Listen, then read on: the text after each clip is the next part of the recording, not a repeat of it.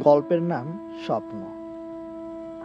লোকটা রাতগুলো এখানে কাটাতে পারলে প্রতি মাসে অন্তত ২,০০০ টাকা বেঁচে যেত। একসময় সুবিধাটা ছিল। এখন তিনি বড় সাহেবের চিন্তার আধুনিকায়নের শিকার। হঠাৎ বেজে ওঠে ত্রুটিযুক্ত হ্যান্ডসেটটি। দার্শনিক বন্ধু এস রায়ানের ফোন। একদিকে চলেছে নদী ভাঙা মানুষের বস্তি উচ্ছেদ, অন্যদিকে মঙ্গল গ্রহে জায়গা বরাদ্দ দিচ্ছে শৌখিন মানুষ।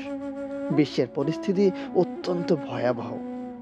আচমকা ককটেলের শব্দে লাইনটা বিচ্ছিন্ন। রাজপথে ছাত্র জনতার দাবি আদায়ের মিছিল। পেছনে পড়ে আছে এক তরুণের লাশ। পিচের কালত্ব বৃদ্ধি করেছে তরুণের লাল রক্ত। দুটি দলের মধ্যে লাশ নিয়ে টানা হেঁচড়া। দুদলেরই দাবি ও আমাদের কর্মী। ওদের দাবির পক্ষে কোনো দলিল প্রমাণ নেই। লোকটা ভাঙা গ্রিল ধরে দাঁড়িয়েছিলেন মেসের বারান্দায়। রুমমেটদের অন্যরাও ছিল তার সঙ্গে, কিন্তু তিনি যা জানেন অন্যরা তা জানেন না।